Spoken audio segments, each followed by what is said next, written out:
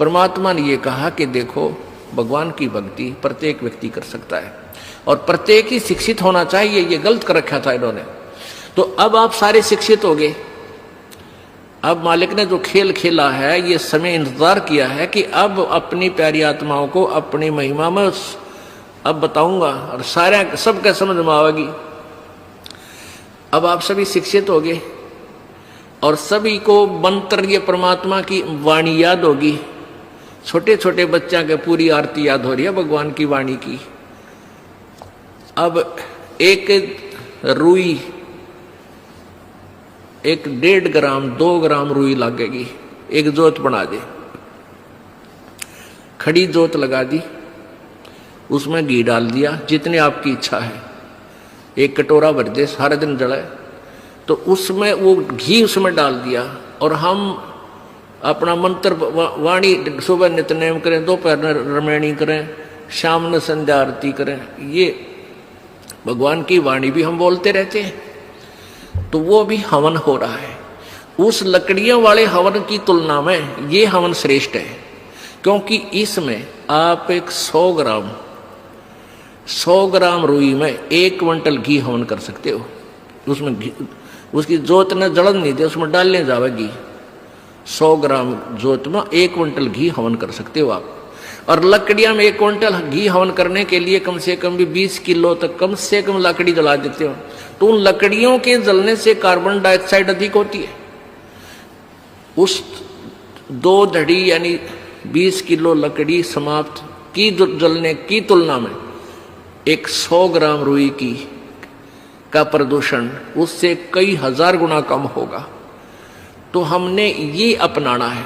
तो हम अपना हवन डेली करें हैं। अब क्या करा करते, कोई मृत्यु होगी, बुलाओ गुरुजी ने और हमारा हवन करियो 2 दिन 4 दिन।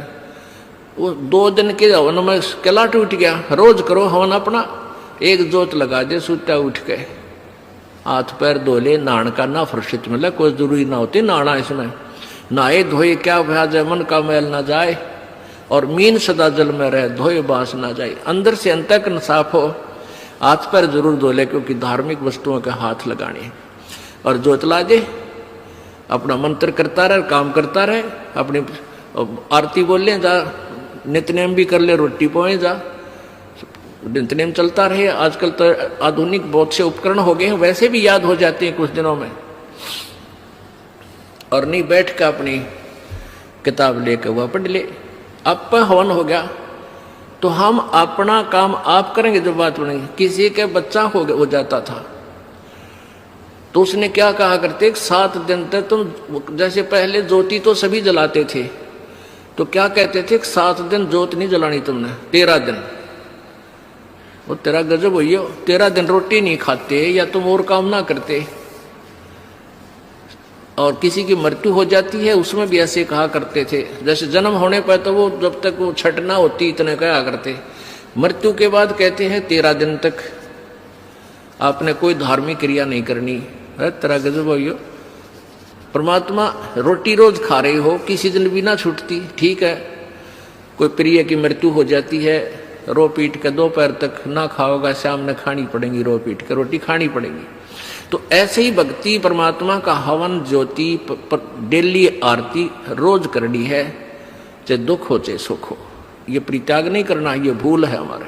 अब आप सुन रहे थे जगत गुरु तत्वदर्शी संत रामपाल जी महाराज जी के मंगल प्रवचन।